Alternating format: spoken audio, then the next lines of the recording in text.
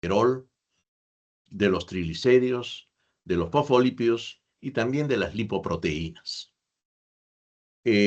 Muchos de ellos ingresan con la dieta ácidos grasos, colesterol, triglicéridos y fosfolípidos. Y las lipoproteínas ya son sintetizadas básicamente en el organismo y específicamente en el hígado. Cuando ingresan estas grasas, ¿no? Por ejemplo, ingresan los triglicéridos y en general cuando ingresan todas estas moléculas grasas, primero son sometidas a la acción de las sales biliares, ¿no? De las sales biliares constituidas por el ácido glicocólico y taurocólico. Estas sales biliares tienen por objetivo reducir las moléculas grasas a pequeñas micelas para que puedan ser fácilmente absorbidas y también para que sean fácilmente tratadas por las diversas enzimas digestivas, de tal manera que se puedan absorber en forma independiente ácidos grasos, colesterol, triglicéridos y fosfolípidos. Luego de una primera acción de las sales biliares, ¿no? Que son llevadas a través de la bilis, importantísima para buena digestión de los lípidos, ¿no? El colesterol va a ser sometido a acción de una colesterol esterasa para dejar libre el colesterol de los ácidos grasos con los que puede estar unidos. Los triglicéridos van a ser sometidos a la acción de la lipasa, básicamente de la lipasa pancreática, dejando libre el glicerol y las 3 moléculas de ácidos grasos que la constituyen, para que estos ácidos grasos puedan ser fácilmente absorbidos a través de las vellosidades intestinales. Y de igual manera los fosfolípidos, por acciones de las fosfolipasas, ¿no? Van a quedar libres estos fosfolípidos de ácidos grasos de tal manera que puedan ser fácilmente absorbidos hacia el enterocito. Ya en el enterocito, estas moléculas se reagrupan y en esta reagrupación tiene particular importancia la resíntesis de los triglicéridos. Se van a resintetizar utilizando los ácidos grasos que se han absorbido en triglicéridos. Ya no van a ser ácidos grasos simples, sino van a ser también triglicéridos, que son la fracción lipídica más importante y más abundante dentro de este kilomicrón, una gran molécula grasa. Estos kilomicrones, que son sintetizados, formados en enterocito, van a ingresar a la circulación general vía circulación linfática. ¿Qué quiere decir? Que primero van a pasar a la circulación linfática y luego a través de los grandes vasos linfáticos se incorporan a la circulación general, ¿no? Luego, estos kilomicrones van a ser tratados por la lipoproteína lipasa, como vamos a ver luego, por la lipoproteína lipasa, de tal manera que esta lipoproteína lipasa existente en algunos tejidos, como por ejemplo el tejido graso, ¿no? El tejido adiposo, ¿no? Esta lipoproteína lipasa va a hidrolizar estos triglicéridos de los kilomicrones, dejando libre los ácidos grasos para que estos ácidos grasos puedan ser incorporados al tejido adiposo. Muy bien. Entonces, podemos ver ahora cómo está constituido un kilomicrón. El 90% del kilomicrón lo constituyen los triglicéridos, un 7% los fosfolípidos, un 1% el colesterol y hay un 2% de proteínas. Esta es la constitución de un kilomicrón. Dentro de las proteínas tenemos las apoproteínas, que son diferentes y que tienen diferentes funciones.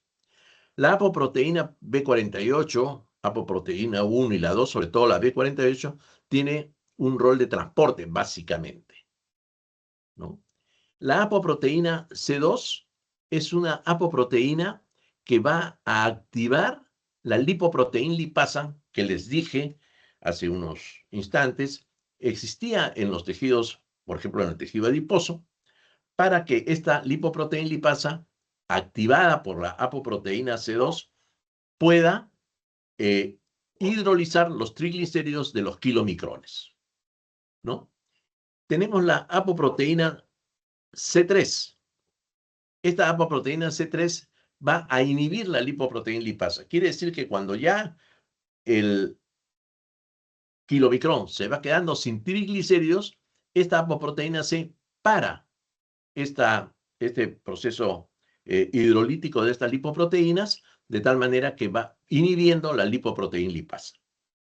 Y finalmente tenemos la apoproteína E, cuya función es eliminar los remanentes de kilomicrones. Claro que al hidrolizarse la principal materia prima, por decirle, del kilomicrón, que son los triglicéridos, va a quedar una molécula ya mucho más pequeña, ¿no? Que es un remanente de kilomicrón, y también de las VLDL, de las lipoproteínas de muy baja densidad. Tiene esa otra función.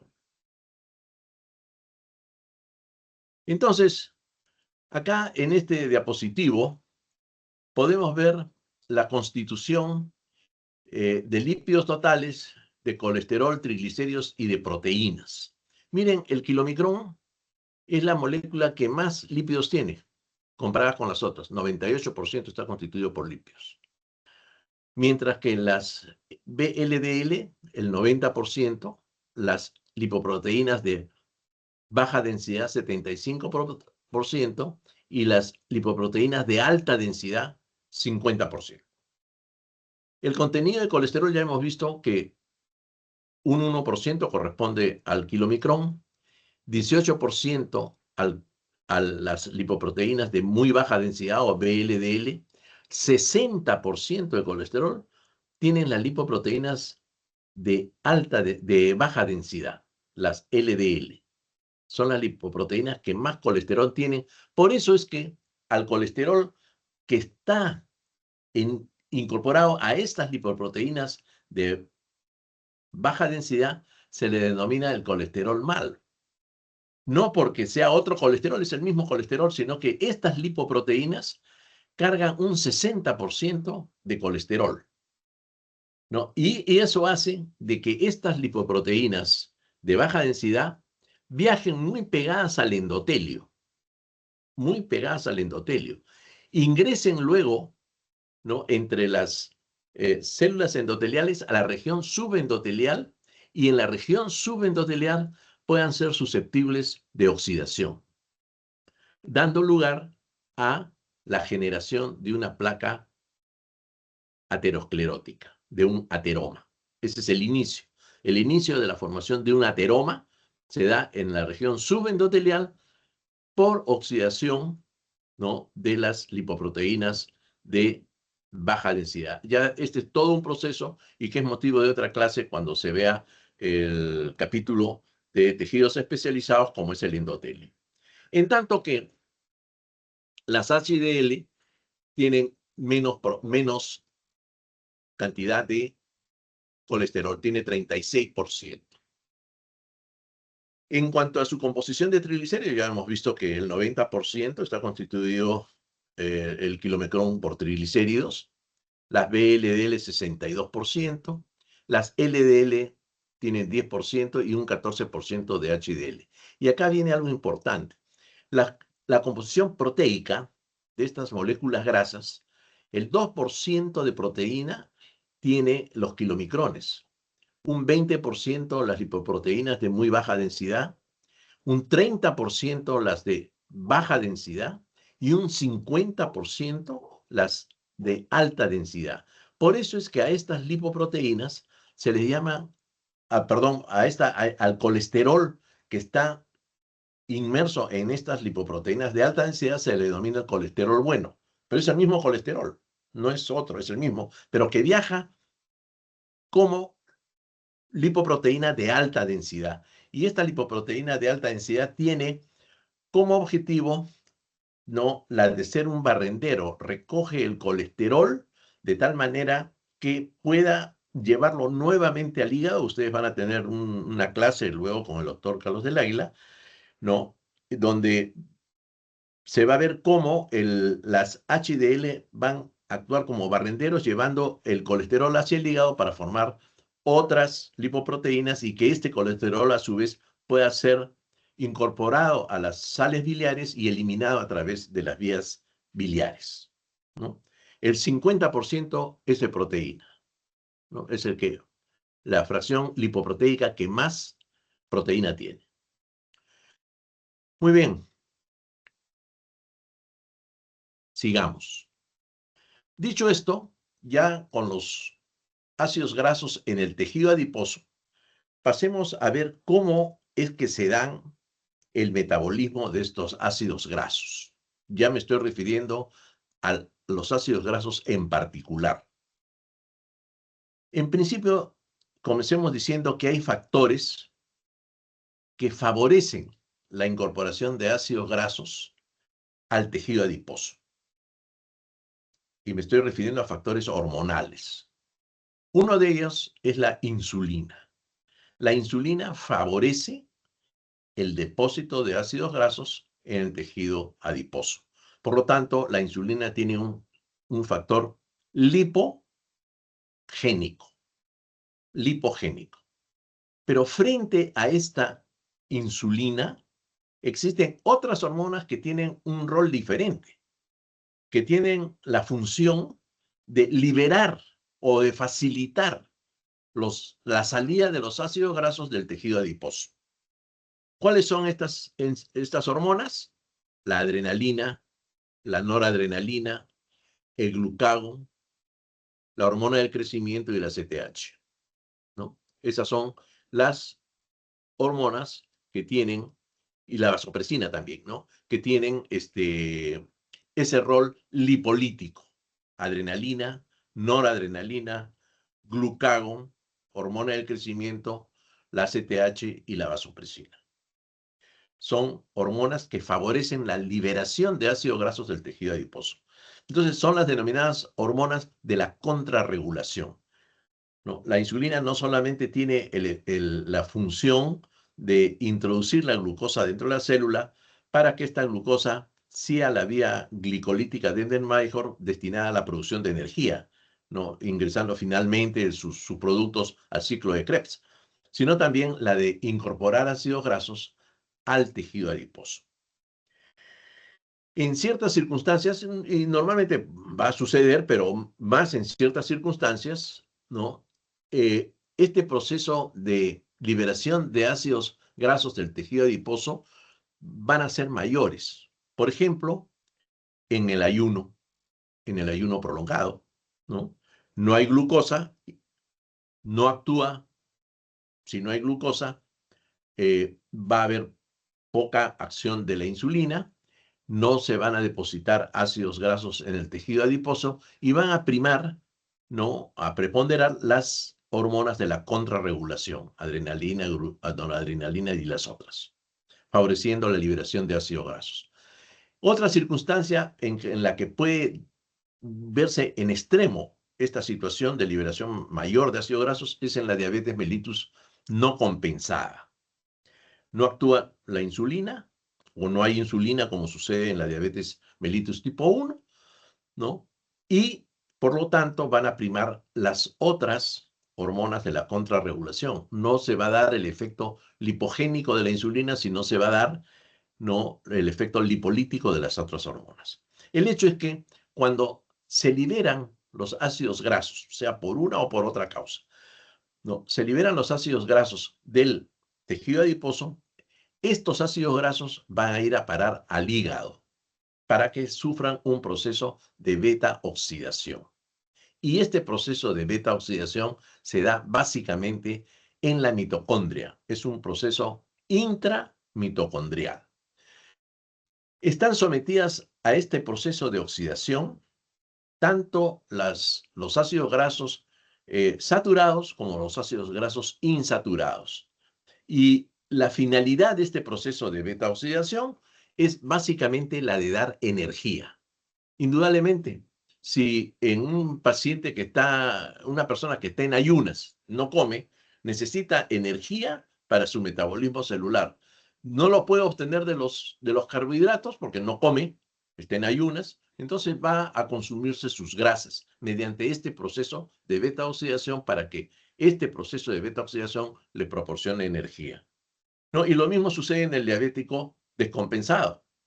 En el diabético descompensado, lo que se va a dar es que simplemente esta insulina no va a actuar y se van a liberar ácidos grasos para poder dar energía necesaria para el metabolismo celular, ¿no? Entonces, este es un mecanismo de auxilio que se tiene y obviamente, por ejemplo, en el ayuno prolongado, tanto en el ayuno prolongado como en la diabetes mellitus descompensada, el tejido adiposo cada vez va a venir a menos y el paciente se va a adelgazar, va a perder peso, que es lo que caracteriza a un diabético descompensado, como caracteriza obviamente a un paciente que tiene ayunas por tiempo mediano o largo. Entonces, vamos a revisar ahora cuáles son los pasos mediante los cuales los ácidos grasos se oxidan para dar un producto final que es la acetilcoenzima A y que la finalidad de este proceso de oxidación de los ácidos grasos, dando acetilcoenzima A, sea la de proporcionar energía. Energía que no se pudo obtener en muchos casos del metabolismo de los carbohidratos. Entonces, vamos a tomar como ejemplo el palmitato. Ustedes tienen acá la fórmula del palmitato. El proceso de beta-oxidación comienza, el proceso es intramitocondrial. Va a comenzar incorporando la coenzima A al palmitato.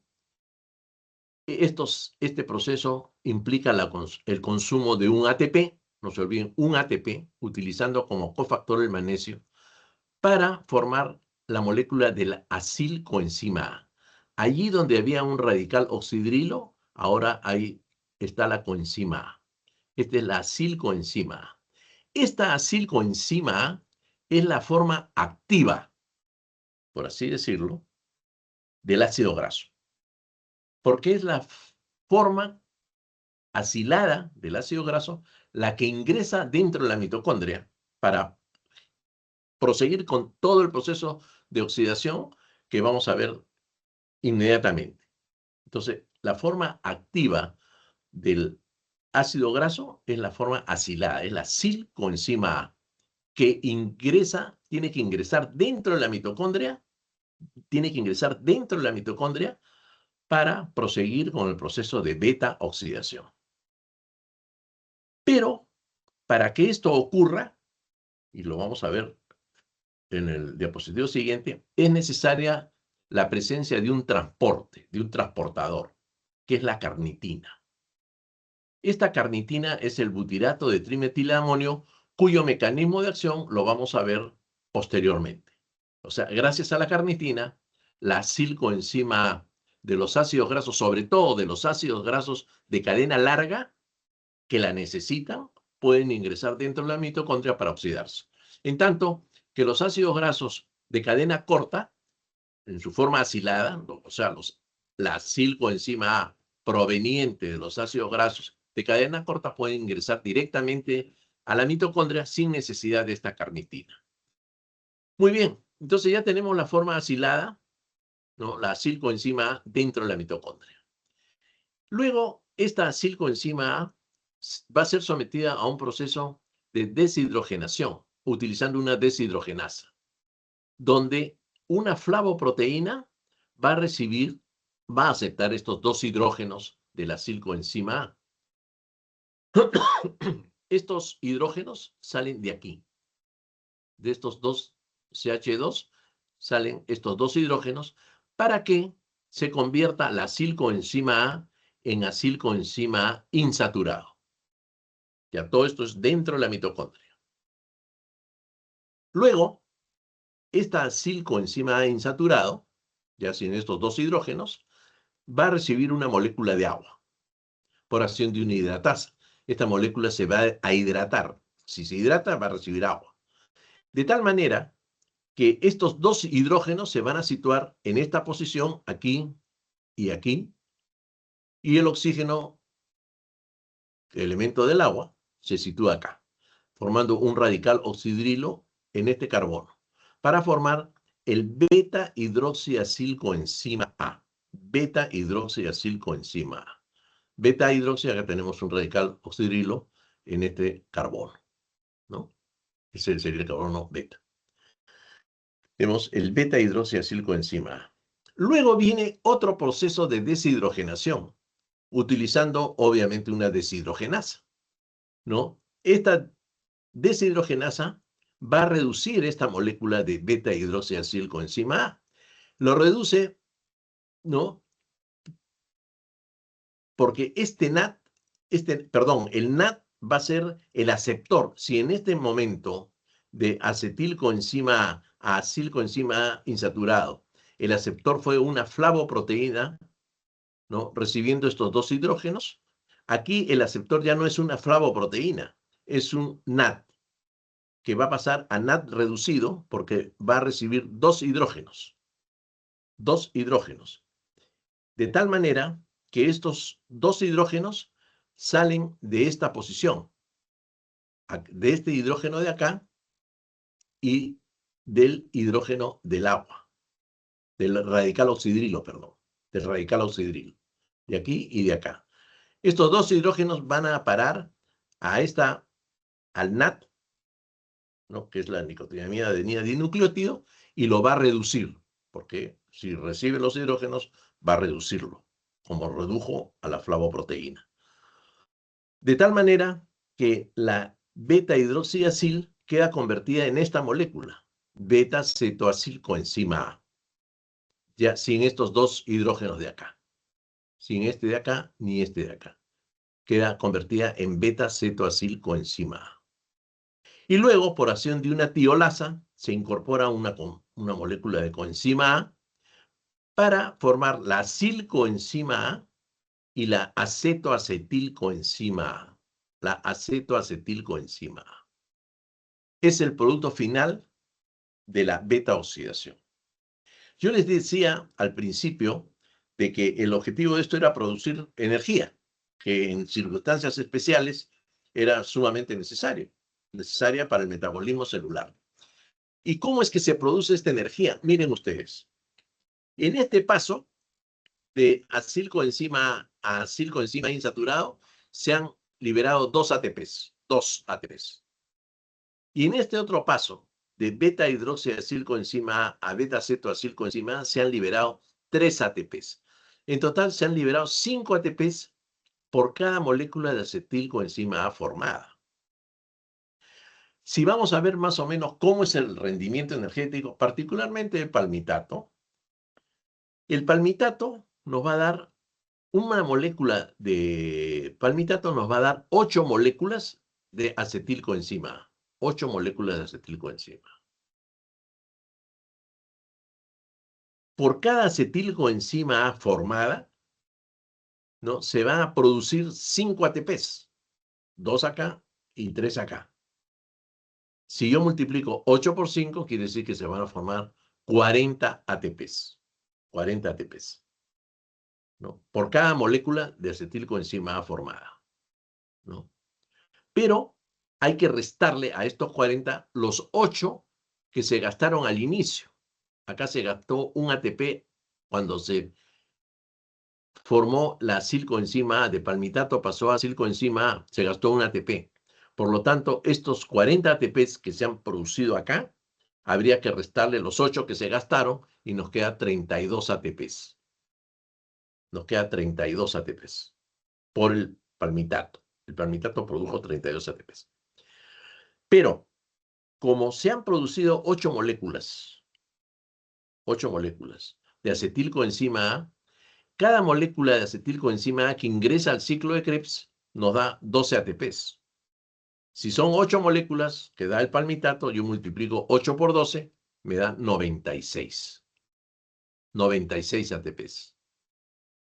Pero a estos 96 ATPs tengo que sumarle los 32 que produjo de por sí solo el proceso de beta-oxidación. Sumo 96 más 32 y me da 128 ATPs. Eso es para que ustedes más o menos tengan una idea del rendimiento energético que puede dar una molécula grasa, ¿no? En el proceso de beta-oxidación hasta que se forme la acetilcoenzima A y esta acetilcoenzima A ingresa al ciclo de Krebs. Ojo, que no siempre, esto es en condición, ojo, que no siempre esta molécula de acetilcoenzima A, producto de la beta oxidación de los ácidos grasos, puede ingresar al ciclo de Krebs. Por ejemplo, el ayuno prolongado, por ejemplo, la diabetes mellitus descompensada.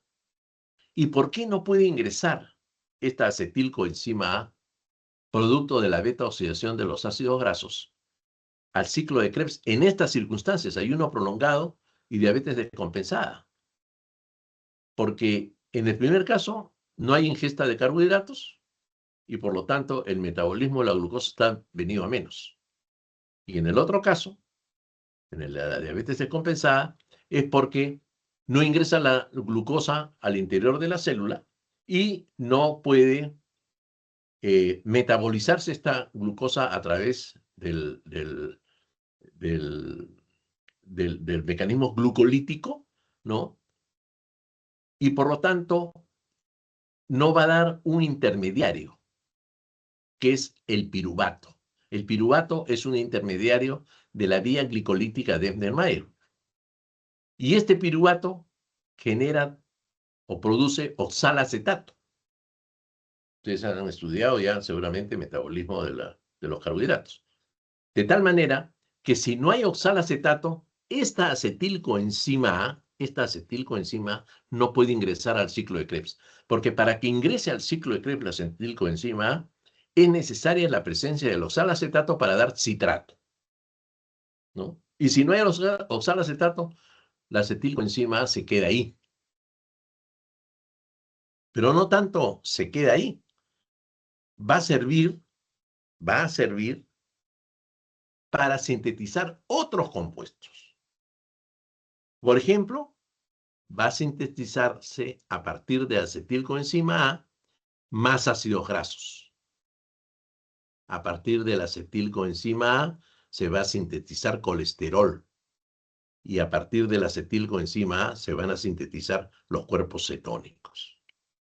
Y todo porque esta acetilcoenzima A, en las circunstancias de ayuno prolongado, de diabetes descompensada, no pudo ingresar al ciclo de Krebs.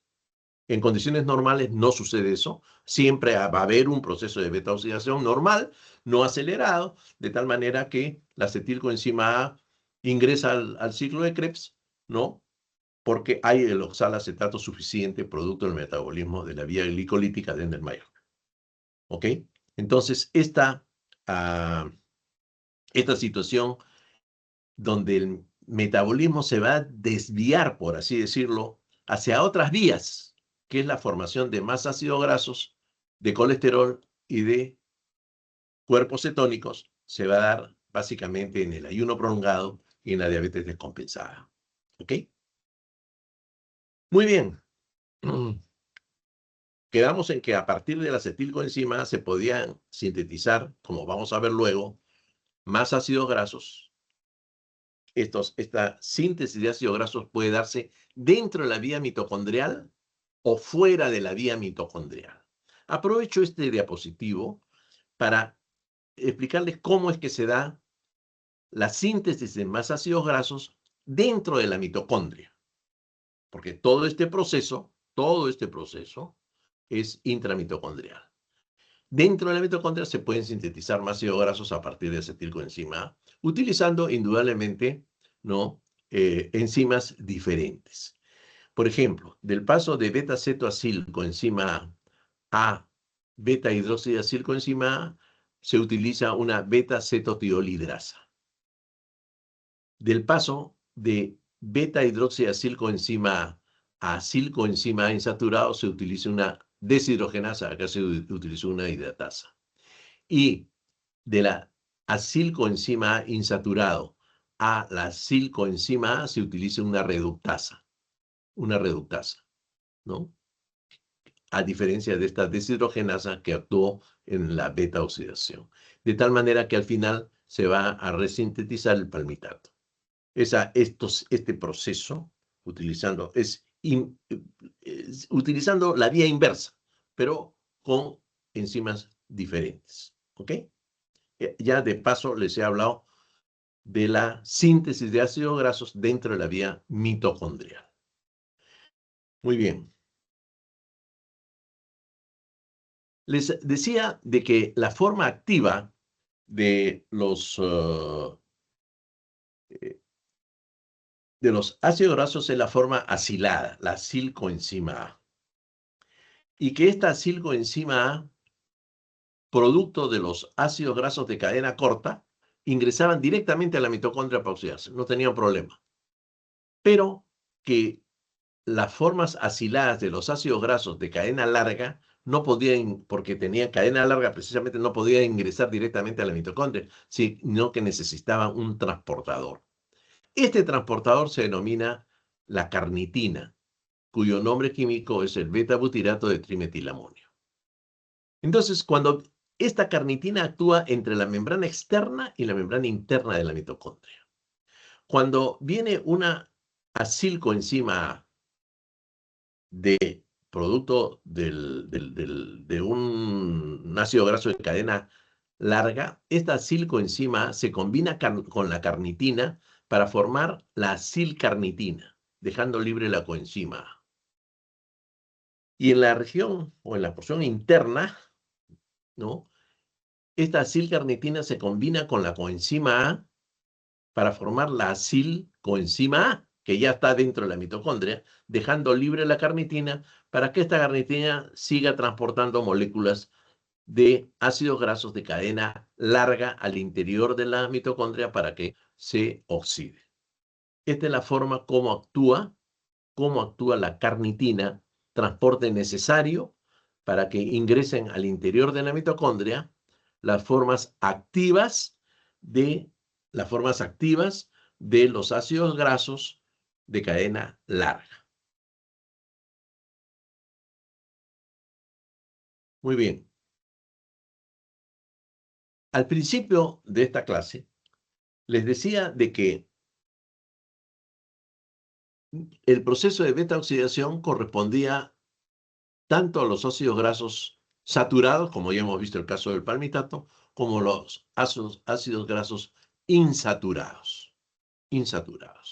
Entonces, para explicar un poco cómo es el proceso de oxidación de los ácidos grasos insaturados, tomamos como ejemplo el ácido linoleico.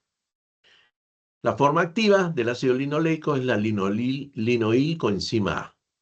Pero para esta aplicación se utiliza su forma estereoquímica.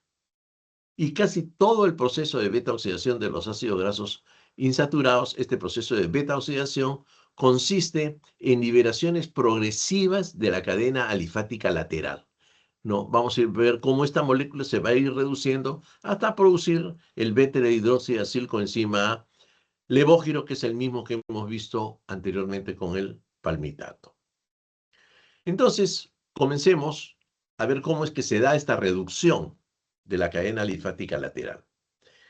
El linoilcoenzima A, por acción de una isomerasa, va a reducir esta cadena linfática lateral, convirtiéndole al linoilcoenzima A en delta 3 cis delta 6 cis dienoilcoenzima A. ¿Ok?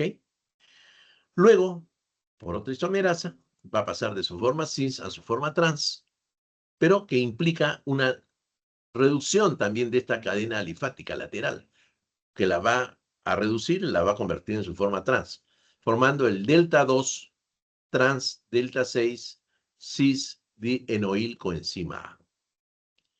Este delta 2 trans delta 6 cis dienoilcoenzima A, ¿no? Va a ver reducida esta porción trans de su cadena alifática lateral para formar el delta 2 cis-enoilcoenzima A. Si ustedes comparan esta fórmula estereoquímica con esta, hay una evidente reducción. El delta 2 cis-enoilcoenzima A. Luego viene la acción de una hidratasa, que como es hidratasa va a incorporar una molécula de agua a esta enoilcoenzima A para formar el beta-hidroxiacilcoenzima A dextrógiro. cuya representación en su fórmula estereoquímica no va con un radical oxidrilo en posición destrógira, o sea, hacia arriba. El OH está hacia arriba. Beta hidroxiacil coenzima destrógeno. El que posteriormente, por acción de una epimerasa, no va a generar el cambio de colocación de este radical oxidrilo hacia abajo, hacia la porción, hacia la situación levógira, ¿no? Formando el beta hidroxiacil coenzima A levógiro, que es exactamente el mismo que hemos visto con el palmitato. Y de ahí continúa hacia la formación del beta-cetoacil y acetilcoenzima A. Entonces, estos son los pasos que se dan en el proceso de oxidación de los ácidos grasos insaturados. ¿Ok? Muy bien. Ya hemos visto cómo se oxidan los ácidos grasos, tanto los ácidos grasos saturados como los ácidos grasos insaturados. Ahora vamos a ver cómo se sintetizan los ácidos grasos. Ya hemos visto que en la forma intramitocondrial no siguen el paso en reversa de lo que es el proceso de beta oxidación. Ya lo vimos en este diapositivo, ¿no? Aquí. Es la síntesis de ácidos grasos en la vía intramitocondrial. Ahora vamos a verlo en la vía extramitocondrial, porque los ácidos grasos se pueden sintetizar dentro de la mitocondria, como ya lo hemos visto hace un segundo, o fuera de la mitocondria, Pero cuando se sintetizan fuera de la mitocondria, siguen otros pasos, a partir de acetilcoenzima A, indudablemente, siempre es a partir de acetilcoenzima A. Entonces, aquí la acetilcoenzima A, el primer paso es la carboxilación. ¿Sí? Carboxilación va a incorporar un CO2. Se incorpora una molécula de CO2 a la acetilcoenzima A por acción de una carboxilasa, para formar el malonil coenzima A. El malonil coenzima A. Acá es un CO2 y este CO2 está acá, ¿no? Está acá. Este es el malonil coenzima A. No se olviden de este malonil coenzima A, porque este malonil coenzima A tiene cierta acción en la regulación de los cuerpos cetónicos. Así que ya por ahí les voy adelantando la importancia de este malonil coenzima A. Entonces, por un lado tenemos acetilcoenzima A y por otro lado malonilcoenzima A, que es el producto de la carboxilación de la molécula del acetilcoenzima A. Tanto acetilcoenzima A como malonilcoenzima A van a incorporar en sus moléculas una proteína, que es el ACP, acetil carrier protein, que es una proteína transportadora de grupos acilos. Una proteína transportadora de grupos acilos. Y esto se hace gracias a una enzima que es una transacilasa. Entonces, esta transacilasa incorpora al ACP, al acetilcoenzima A, y se forma el acetil ACP. Donde estaba la coenzima A, se reemplaza por ACP. Y de la misma manera incorpora el ACP al malonilcoenzima A, donde estaba la coenzima A, está el ACP. De tal manera que se forma el acetil-ACP y el malonil-ACP. ¿Ok? Acetil-ACP y malonil-ACP. Bien. Luego viene la decarboxilación de este malonil-ACP y la condensación de estas dos moléculas. Ojo, yo estoy poniendo acá unos diapositivos que son más fácilmente explicables, ¿no? Si yo pongo y que son los que ustedes deben de grabar y deben de aprender y de estudiar, ¿no? Sin todas las fórmulas que a veces confunden más, porque eso está bien, ustedes lo pueden ver en el Harper, por ejemplo, ¿no? Que esto está desarrollado de una forma mucho más prolija. Acá esto es un cuadro resumido, pero que implica todos los pasos que se siguen en la síntesis de los ácidos grasos en la vía intramitocondrial. Entonces, Aquí hay un proceso de carboxilación del malonil ACP y unión o condensación con la molécula de acetil ACP, formando el acetoacetil ACP. El acetoacetil ACP. Acá es, hasta aquí es lo que le correspondería al acetil ACP, y de aquí para acá ya viene el malonil ACP. Este acetoacetil ACP se va a ver reducido por el TPN, que le va a proporcionar dos hidrógenos por el trifosfopiridinucleótido, ¿no? Va a reducir esta molécula de acetoacetil ACP para formar el beta-hidroxibutiril ACP. Estos dos hidrógenos están yendo uno acá y otro acá, ¿no? Uno y un hidrógeno más. Son los dos hidrógenos que le transfiere el trifosfopiridinucleótido al acetoacetil ACP para formar el beta-butiril ACP. Luego viene una liberación de una molécula de agua, quiere decir que pierde dos hidrógenos y un oxígeno, para formar el butiril ACP, ¿no? Acá están los dos hidrógenos y el oxígeno que han perdido. Y obviamente aquí tiene que ser reemplazado por un doble enlace. Y se forma el butiril ACP. Butiril ACP. Este butiril ACP va a ser reducido nuevamente a través del TPN, dando lugar al trifosfopiridinucleótido, que pierde estos dos hidrógenos, se los va a transportar al butiril ACP para formar el acil ACP, ¿no? Entonces aquí ya tenemos un hidrógeno más, son los dos hidrógenos que ocupan estas regiones donde estaba el doble enlace, y se forma el acil ACP.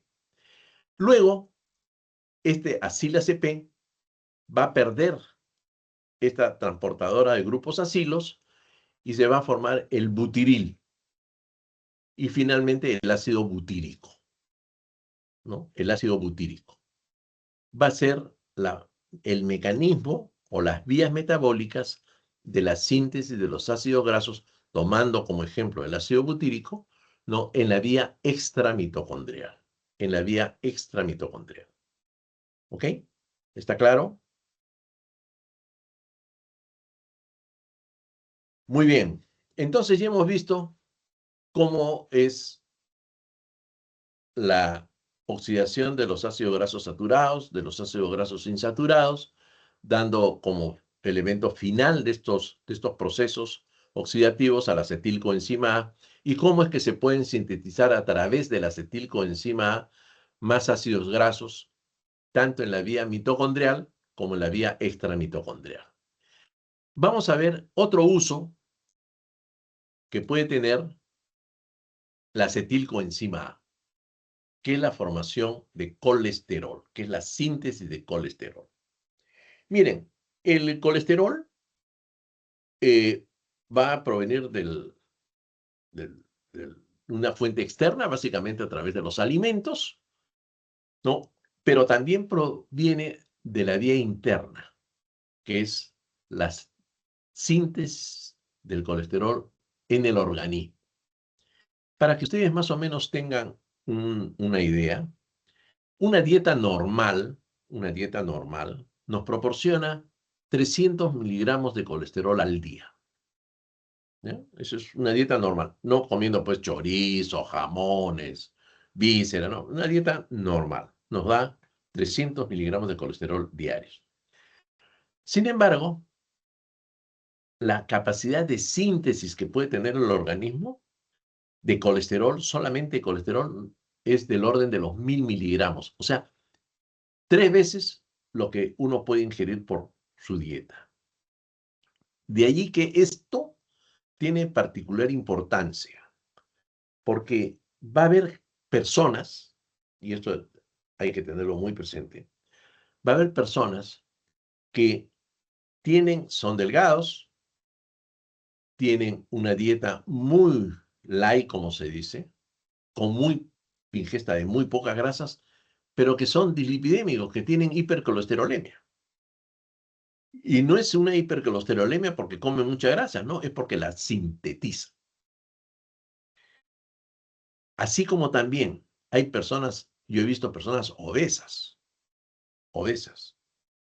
cuyo perfil lipídico es completamente normal. Es completamente normal, ¿no? ¿Por qué? Porque metabolizan muy bien su colesterol. No hay un exceso de producción y básicamente lo que tienen es el colesterol que ingresa en la dieta, ¿no? Y no son dislipidémicos. Eso no quiere decir que la obesidad en ese caso sea buena, no, de ninguna manera, porque la obesidad tiene otros bemoles, ¿no? Entonces, y otros riesgos, ¿no? Entonces, pero esa es la razón.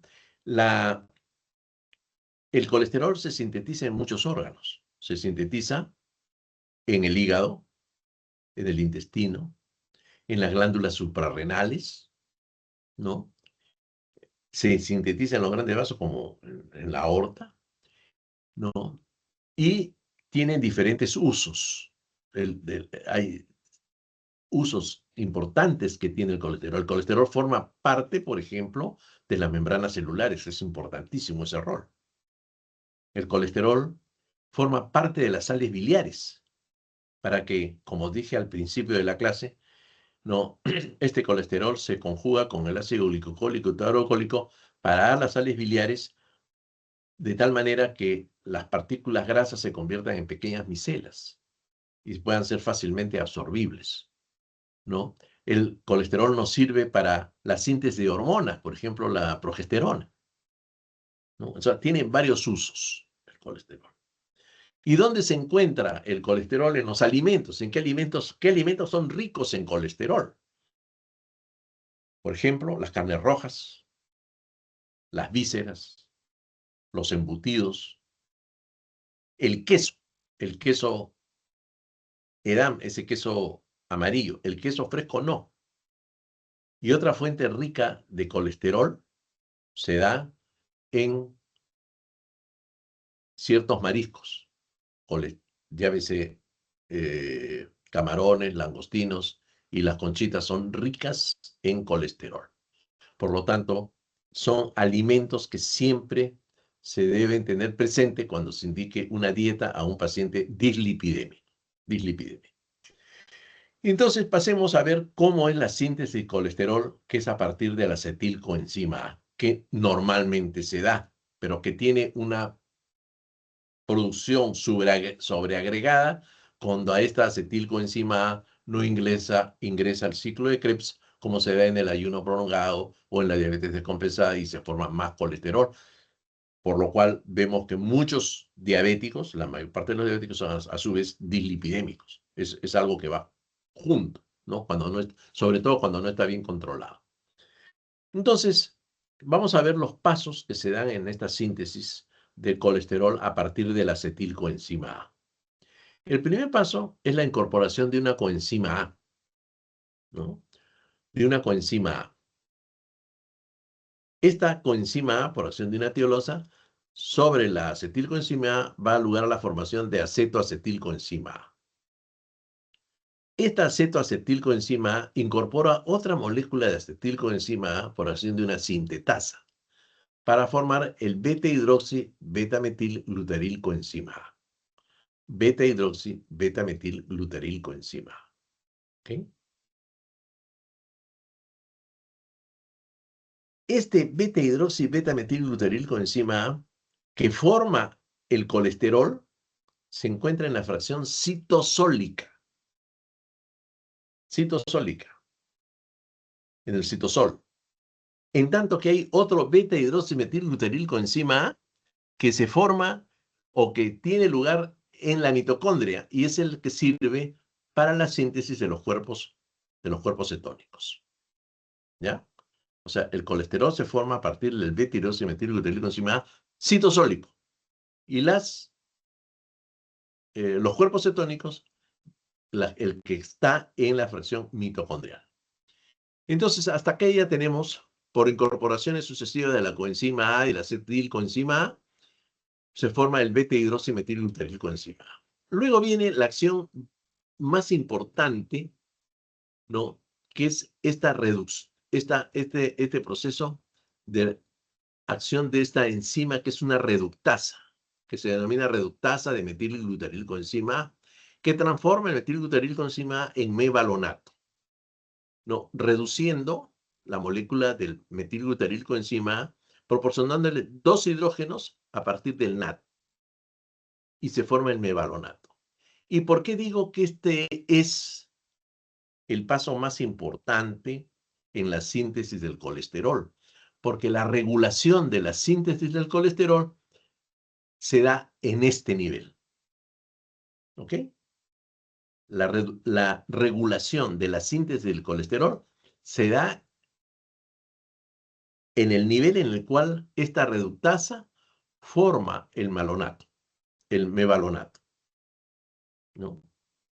Y no solamente por ese hecho, sino porque los medicamentos que se utilizan para controlar la hipercolesterolemia actúan precisamente a este nivel de la reductasa, ¿ok?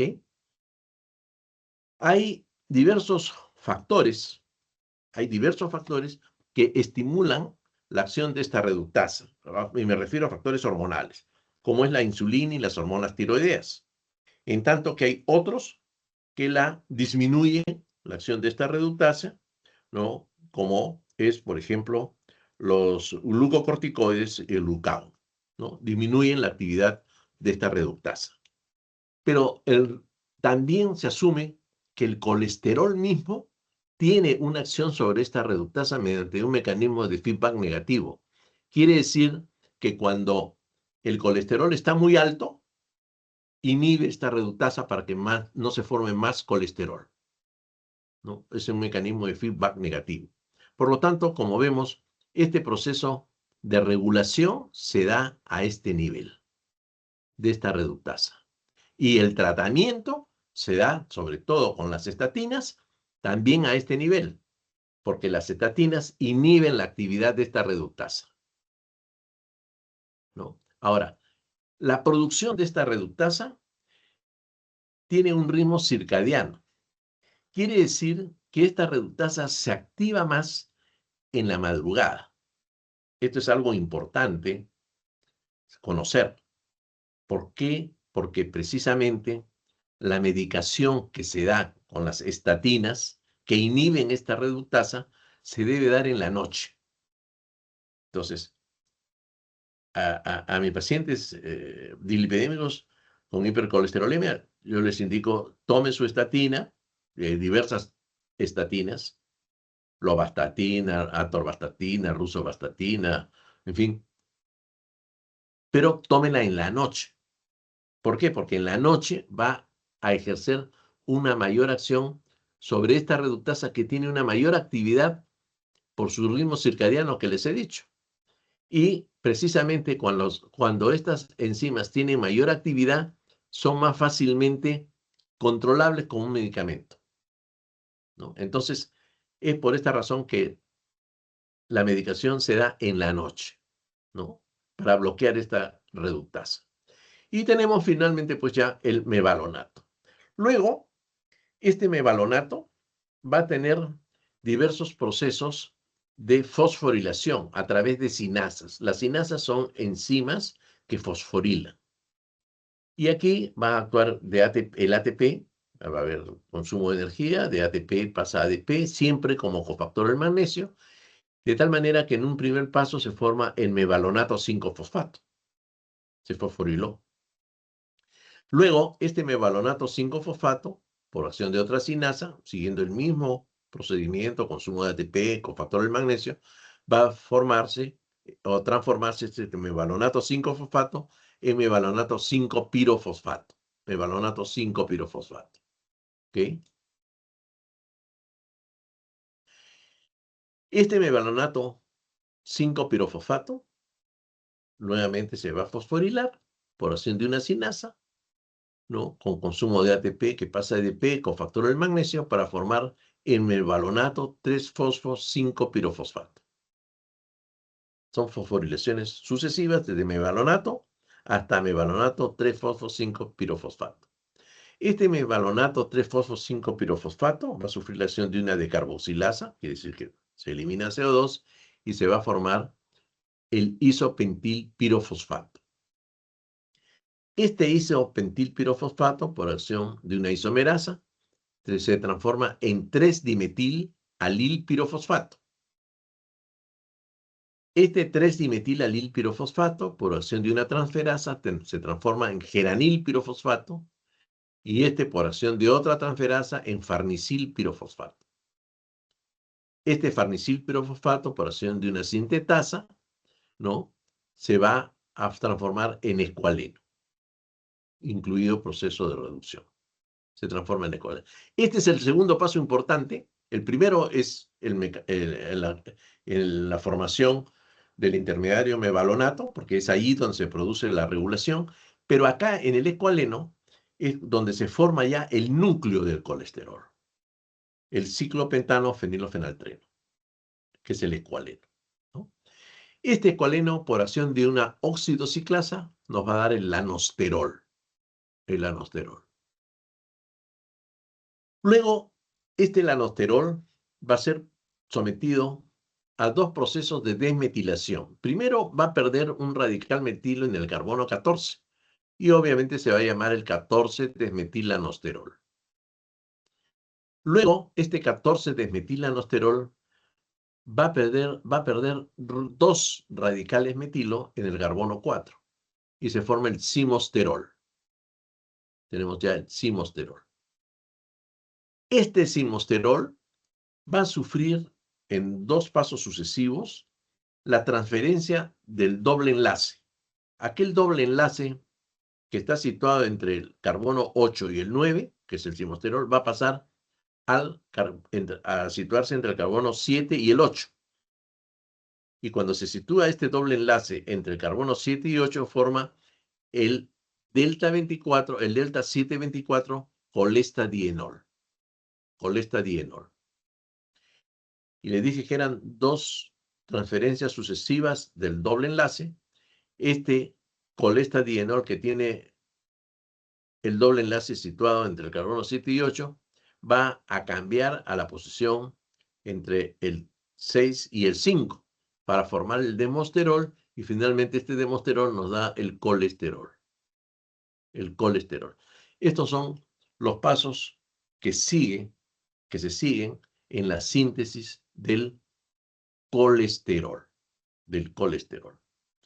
Ya hemos revisado no solamente el metabolismo, cómo es que se sintetiza, los órganos donde se sintetiza, los alimentos que son muy ricos en colesterol, ¿no?, y cómo es su mecanismo de regulación. ¿Y para qué sirve también el colesterol? También lo hemos visto. Muy bien. Luego, veamos la síntesis de los triacilglicerólidos y fosfolípidos. Los triacilgliceroles parten del glicerol, ¿no?, que este glicerol, por acción de una sinasa, se va a fosforilar para formar el glicerol 3-fosfato. El glicerol 3-fosfato. Luego vienen incorporaciones sucesivas de acilcoenzima A. Ese es otro paso importante porque tiene que ver también con el metabolismo o la regulación de los cuerpos cetónicos, ¿ah? Ya hemos visto, una era la formación de malonil coenzima A en la síntesis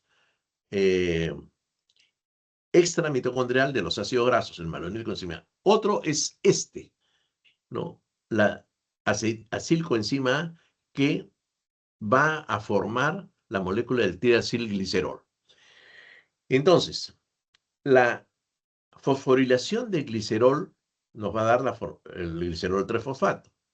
Luego, por acción de una transferasa, actúan tres transferasas, por acción de una transferasa, se incorpora la acilcoenzima A, de tal manera que se forma el acilglicerol 3-fosfato. Acilglicerol 3-fosfato. Este acilglicerol 3-fosfato, por acción de otra transferasa, incorpora otra molécula de acilcoenzima A para formar el 1,2-diacilglicerol fosfato, también denominado fosfatidato. fosfatidato. ¿Ok? Y a partir del cual se forman los cuerpos, los fosfolípidos, algunos de ellos. Entonces tenemos el fosfatidato, también denominado 1,2-diacilglicerol fosfato. Luego viene la incorporación de la acción de una hidrolasa, ¿no? Y la liberación de agua, de tal manera que se forma el 1,2-diacilglicerol. Y finalmente la acción de una transferasa que incorpora otra molécula más de acilcoenzima A, formando el triacilglicerol, ¿no? Estos son los pasos importantes para la síntesis de los triacilgliceroles. Pero, y ya no vamos a entrar en todo lo que es el metabolismo fosfolipídico, que tampoco nos lo pide el sílabus, pero más o menos para darle una idea cómo a partir del fosfatidato se sintetizan dos fosfolípidos. Uno es la cardiolipina y otro es el fosfatidilinositol. Y a partir del 1,2-diacilglicerol se sintetizan la fosfatidilcolina, etanolamina y serina. Fosfatidilcolina, etanolamina y serina, ¿no? Son los cuerpos, los fosfolípidos que se sintetizan producto de los intermediarios en la síntesis de los triacilgliceroles. ¿Está claro? Muy bien. Y finalmente, decíamos que teníamos que ver el otro uso que se le podía dar a la acetilcoenzima A cuando ésta no ingresa al ciclo de Krebs. Uno era la formación de más ácidos grasos, otro era la formación de colesterol y otro era la formación de cuerpos cetónicos. ¿Cuáles son estos cuerpos cetónicos? Uno es el ácido acetoacético, que es a partir del cual se sintetizan los dos siguientes, que es el beta-hidroxibutírico, el que es el más importante desde el punto de vista clínico, porque es el que mayor efecto deleterio tiene a nivel del sistema nervioso central. Y finalmente la acetona. Son los tres cuerpos cetónicos: ácido acetoacético, beta-hidroxibutírico y acetona. ¿Cómo es que se sintetiza? Se sintetiza a partir de la acetilcoenzima A. Nuevamente, estamos en lo mismo, a partir de la acetilcoenzima A. Esta acetilcoenzima A, para dar el primer cuerpo cetónico, que es el ácido acetoacético, va a incorporarse o va a unirse con una molécula de coenzima A para formar el acetoacetilcoenzima A. Y luego, esta acetoacetilcoenzima A esta acetoacetilcoenzima A se va a incorporar una acetilcoenzima A, una sintetasa para formar el beta-hidroximetilglutarilcoenzima A, exactamente igual que lo que vimos acá, con el colesterol. A diferencia que esta beta-hidroximetilglutarilcoenzima A se encuentra en la fracción mitocondrial. ¿Ok? Entonces tenemos el acetoacetilcoenzima A y el beta-hidroximetilglutarilcoenzima A. Hay dos formas como se pueden sintetizar el ácido acetoacético. Una es por desacilación directa del acetoacetilcoenzima A, que nos va a dar el ácido acetoacético. Pero esta desacilación es quizás la menos importante, la que menor cantidad de, por así decirlo, de ácido acetoacético nos puede dar. La más importante es esta, donde la beta-hidroximetilglutarilcoenzima sufre la acción de una liasa que lo convierte en acetilcoenzima A y en ácido acetoacético. ¿Ok? Entonces ya tenemos el primer cuerpo cetónico formado, que es el ácido acetoacético. Nos falta ver cómo se sintetiza el beta-hidroxibutírico y la acetona. Muy bien. Acá tenemos el ácido acetoacético. Ya acá sí le he puesto su fórmula para poder explicar cómo es, hacerlo un poquito más explicativo, digamos, ¿no? Más comprensible.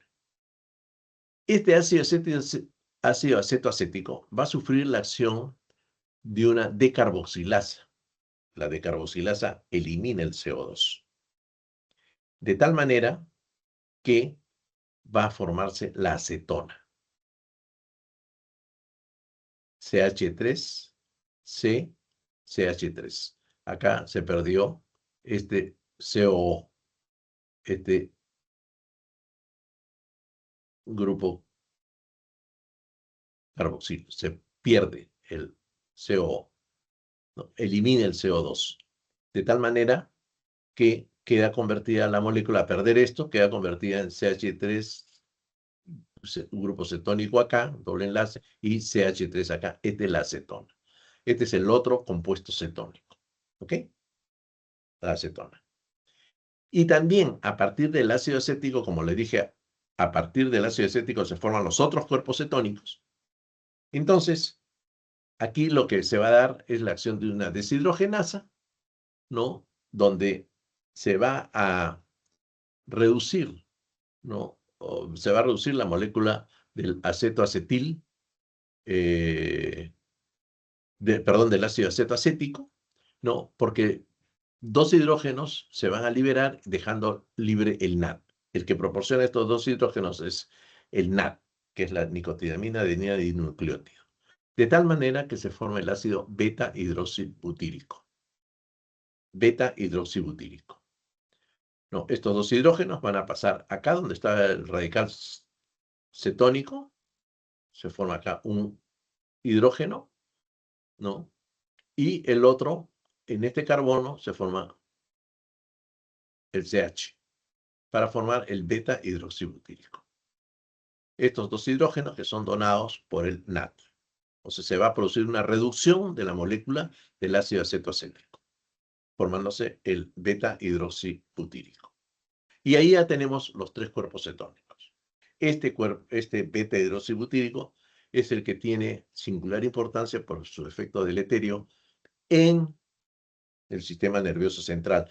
Situaciones que se dan en el coma cetoacidótico, producto, uno, del ayuno de larga data, de larga duración, que llegan a producirse cetosis, cetoacidosis, y también en el diabético descompensado, ¿no? Sobre todo en los pacientes diabéticos tipo 1, ¿no?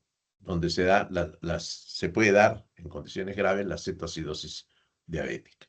Pero también en el tipo 2 puede llegar a esa situación. No solamente es potestad del diabético tipo 1. En los tipo 2 yo he visto que han llegado a coma cetoacidótico.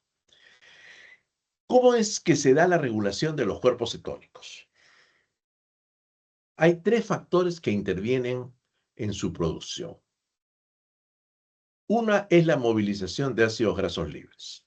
Indudablemente, cuanto más ácidos grasos libres se liberen, ¿no? Como es, por ejemplo, en el ayuno prolongado o en la diabetes descompensada, y que estos productos finales de la oxidación de los ácidos grasos libres, como el acetilcoenzima, no ingresen a las vías metabólicas normales, entonces van a servir para formar más cuerpos cetónicos, ¿no? Y esto se ve en el ayuno prolongado de diabetes mellitus descompensada. La otra es la disponibilidad, o sea, cuanto más movilización de ácidos grasos libres haya, ¿no? Mayor cantidad de cuerpos cetónicos se van a formar. La otra es la disponibilidad de glicerol 3-fosfato. Aquí está este glicerol 3-fosfato. Porque si yo tengo más glicerol 3-fosfato, sobre este glicerol 3-fosfato se van a incorporar en formas sucesivas las moléculas de ácidos grasos activados, acilcoenzima, hasta en 1, 2 y 3 niveles por acción de estas transferasas para formar los triacilgliceroles. Por lo tanto, la mayor disponibilidad de glicerol 3-fosfato hace que se formen o que se utilicen esas acilcoenzima, esas formas activas de los ácidos grasos, no en la síntesis de los cuerpos cetónicos, sino más bien en la síntesis de triacilgliceroles. Por lo tanto, a mayor disponibilidad de glicerol 3-fosfato, menor producción de cuerpos cetónicos y mayor producción de triacilgliceroles. ¿Ok? Ese es el segundo.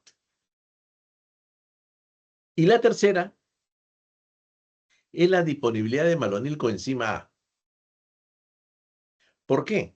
Este malonilcoenzima A, que estaba por acá, ¿no?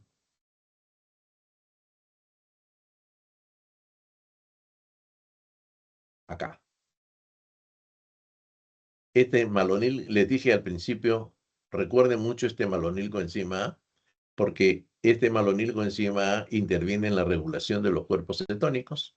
Claro, esta malonilcoenzima, este intermediario en la síntesis de los ácidos grasos en la vía extramitocondrial, ¿qué cosa es lo que hace? Va a inhibir la carnitina. La malonilcoenzima A inhibe la carnitina. Y si inhibe la carnitina, va a impedir que los ácidos grasos de cadena larga ingresen a la mitocondria para formar más, para oxidarse y formar más acetilcoenzima A. Y si se forma menos acetilcoenzima A, por lo tanto, menos disponibilidad de cuerpos cetónicos habrá. Entonces, no se olviden de estos mecanismos de regulación. Movilización de ácidos grasos libres. A mayor movilización de ácidos grasos libres, mayor posibilidad de síntesis de cuerpos cetónicos. Disponibilidad de glicerol 3-fosfato. Cuanto mayor disponibilidad de glicerol 3-fosfato tengamos, menor será la producción de cuerpos cetónicos. Y el malonilcoenzima A, que tiene un efecto inhibitorio de la acción de la carnitina. Muy bien, señores. Creo que con esto damos por terminado esta clase. Creo que hemos revisado todo el metabolismo, los aspectos más importantes del metabolismo lipídico. Espero que les haya servido. Yo los diapositivos se los puedo pasar luego a sus delegados para que ustedes los estudien, ¿no? Estos son cuadros o diapositivos, en cierta forma los he resumido tomando los aspectos más importantes. En los libros ustedes lo van a encontrar muchísimo más amplio, pero para que ustedes lo fijen, lo memoricen, esto es lo más importante. Si no hay preguntas, entonces damos por terminada esta clase.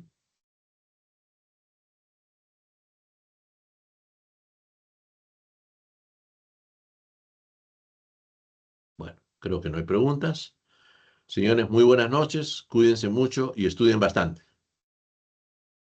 Muchas gracias, doctor. Hasta luego. Buenas noches, doctor. Gracias.